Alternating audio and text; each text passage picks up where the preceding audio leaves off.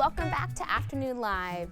Did you know that with just a little TLC, you can grow new houseplants from the ones you already have?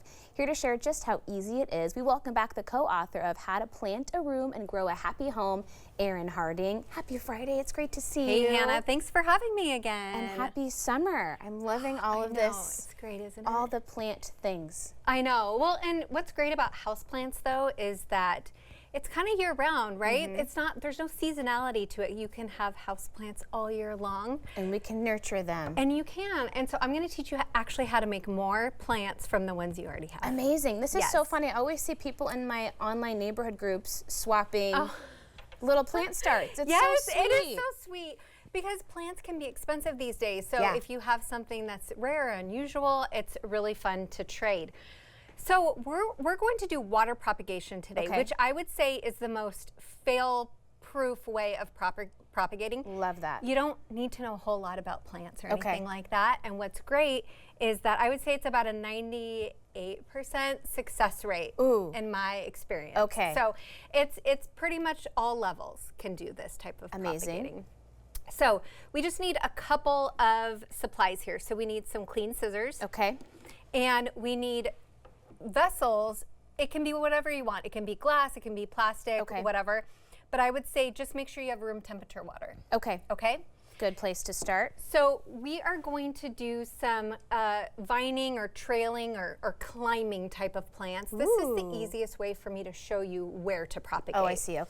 So we're going to start with this one. This is an epiprimnum. This is a pothos plant. It's so beautiful. And it's gorgeous. And as you can see, this plant is already trying, it's already trying to make roots. She's got to go. No, she's ready. So we are going to look for the place on the plant that needs to be cut. So we want to make sure we have all the things we need intact. So we're going to look for this little root node right here. This is a little area that kind of like a little nodule that pops out.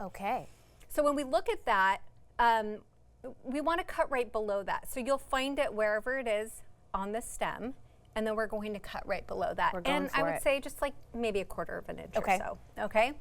So once you cut it, and we want clean scissors so there's no bacteria. Clean scissors. So we're gonna just snip it. Amazing. That's it. Once you snip it, you want to probably get it in water right away. And what I love about propagating is it can double as home decor as well.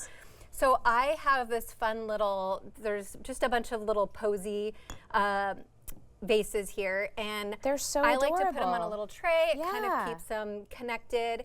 And you can just go ahead and stick the plant right there.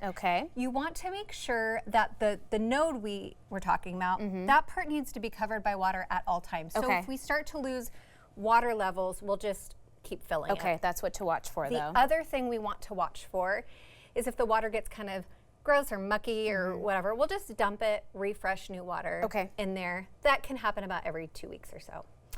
So once they've been in there for, every plant is a little bit different. So once they've been in there for a period of time, I like to say about 2 to 4 inches of roots needs to be happening before you pot it up in potting mix. Amazing, look at that. Isn't that funny? That's so cool. It's sometimes it can be gross depending on the plant, but anyway, once that's ready, then you can kind of pot up, or you can just leave them in water for however long you want.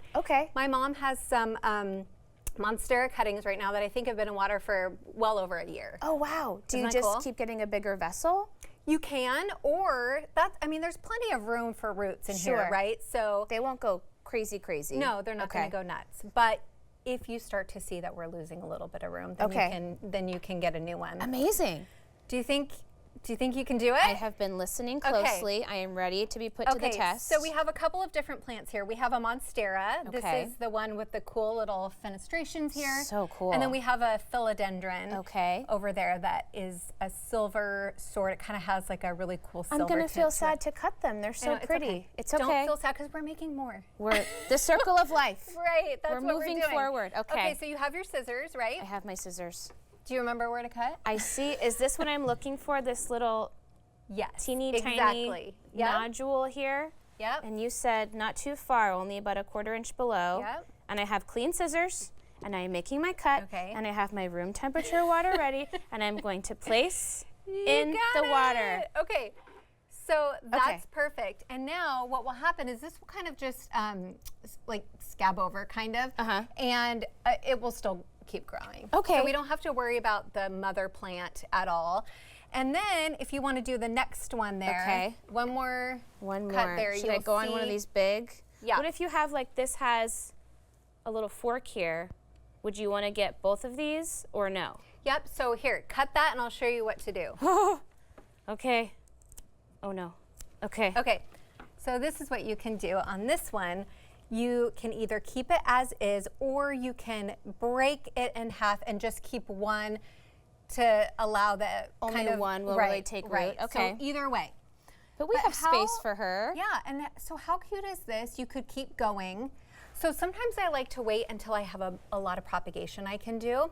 So that way I can do a really fun kind of centerpiece. That is so fun. And so here, if we go again, then we can just keep building our the whole cute thing little up. centerpiece. Yeah. So easy, so fun. And then, yeah, you can gift your plant starts to your pals. You can, What a or great trade idea. them. Yeah, I love it. Or whatever. So yeah, and like I said, you just want to keep an eye out on the roots. Okay. And about 2 to 4 inches is when I say that it's safe to go ahead and put it in potting Amazing. mix. Thank you so much. are This was so welcome. fun and easy, and we can all do it. All right, Erin's book again is How to Plant a Room and Grow a Happy Home. We'll have more information on our website at katu.com. We'll be right back with more Afternoon Live right after this.